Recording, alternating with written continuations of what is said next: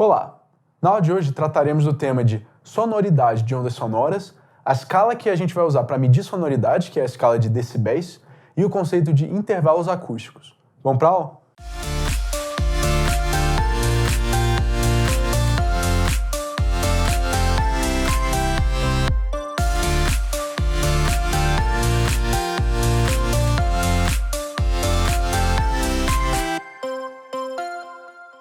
A gente veio estudando ondas sonoras e falamos de coisas como altura e intensidade, volume do som, mas a gente não definiu em nenhum momento uma escala para medir o quão forte ou o quão fraco é um som. Como a gente tem, por exemplo, para a temperatura, escalas termométricas que medem o quão quente ou o quão frio está um corpo.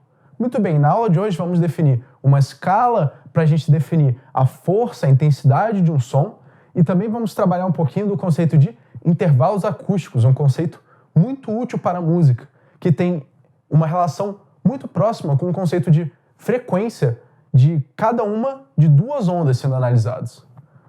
Bom, vamos começar definindo sonoridade. O que é sonoridade?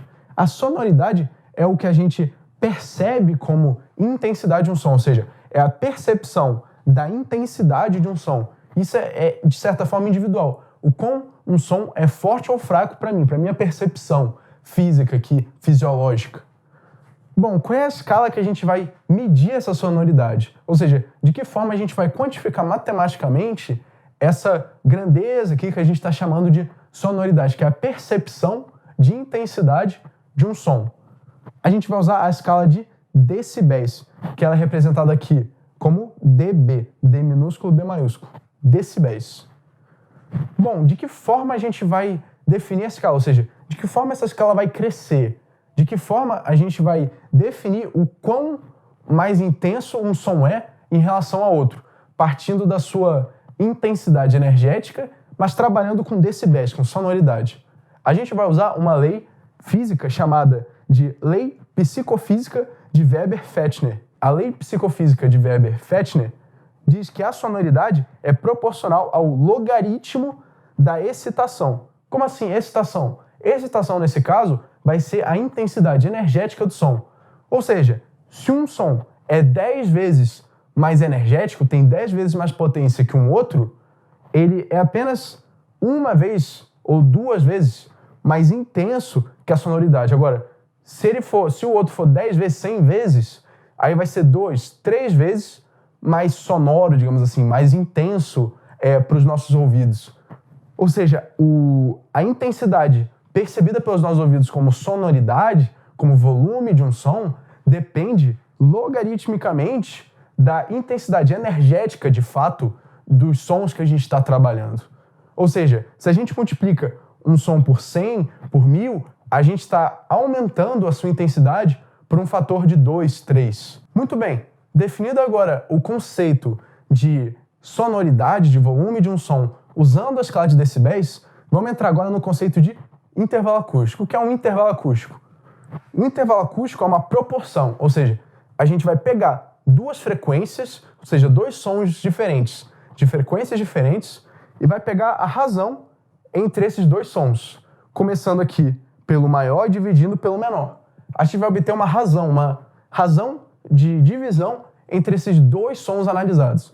E essa razão nos diz, no âmbito da música, que tipo de relação existe entre essas duas notas sonoras. Ou seja, por exemplo, se for de 1 para 1, é o mesmo som, tem a mesma frequência. Agora, de 2 para 1 é uma outra relação musical.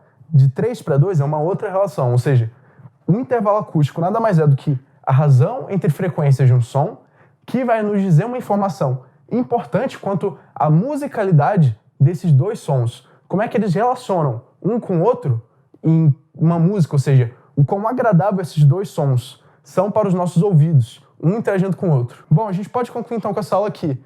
Existe uma escala, assim como existe para a temperatura, existe uma escala matemática para medir a sonoridade de um som. A gente também viu o conceito de sonoridade como sendo a percepção de volume, de força de um som pelos nossos ouvidos, e vimos que relação existe entre essa escala de sonoridade, que a gente chamou de decibéis, e, de fato, a excitação, a energia, a intensidade energética do som e essa escala decibéis, ou seja, qual é a relação que liga matematicamente a escala de sonoridade e a escala de intensidade energética, pela lei psicofísica de Weber-Fechner.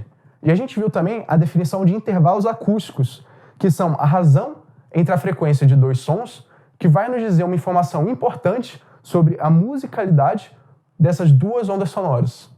Muito obrigado.